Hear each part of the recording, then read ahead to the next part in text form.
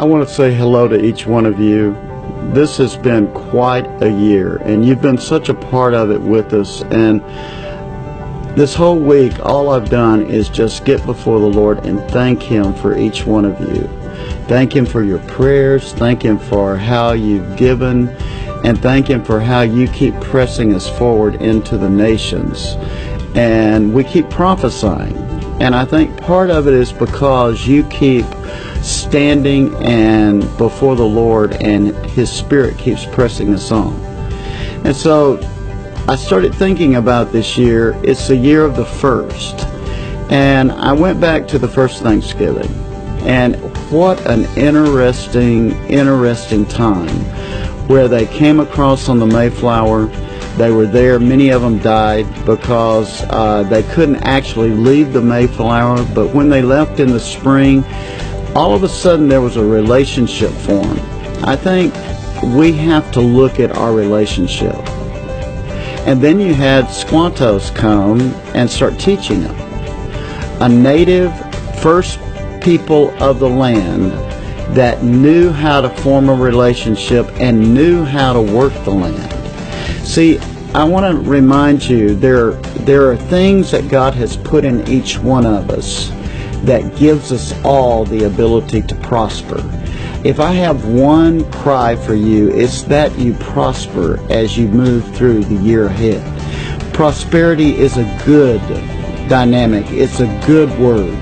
It's something that we need to understand, that God has ordained for us to put our hand to something and cause success to come to it. It's not just about money. It's about life. And so, in this first Thanksgiving, they were taught how to work the land, how to get the sap from the trees, and the native people began to form this incredible relationship. That's the way it should have been throughout the history of our nation. You always go back to the first to see God's ideal way of dealing with our future. Now, so on this Thanksgiving, I want you to begin to realize there are key relationships this year ahead for you. Second thing I want you to realize, when you go back to Judah, Leah was scorned. On her fourth child, all of a sudden, she named him Judah, and something shifted in her life. His name meant praise and thanksgiving. In other words, she no longer was bitter over her plight of being hated, of being scorned. She had made a shift with the Lord, so her heart was thankful now. Now, there's another first. Judah goes first. So what does that say to us? If you will let thanksgiving go first, if you will worship and let thanksgiving go first in your life, you're going to prosper.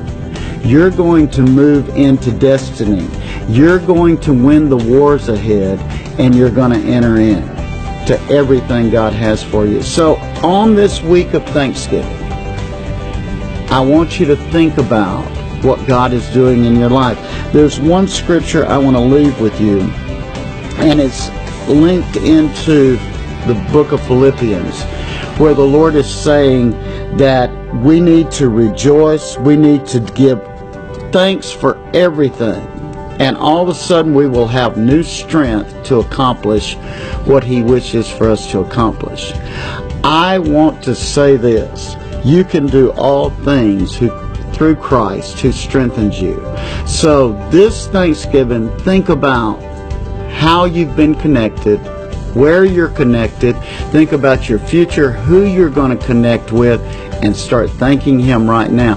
We love you being a part of what we're doing. You can always give here the portion of your life that you give here through finances and time.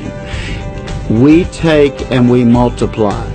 We are now finishing so many projects so we can move forward. I decree that Thanksgiving overtake our life, and we win all the wars ahead in days ahead. Blessings.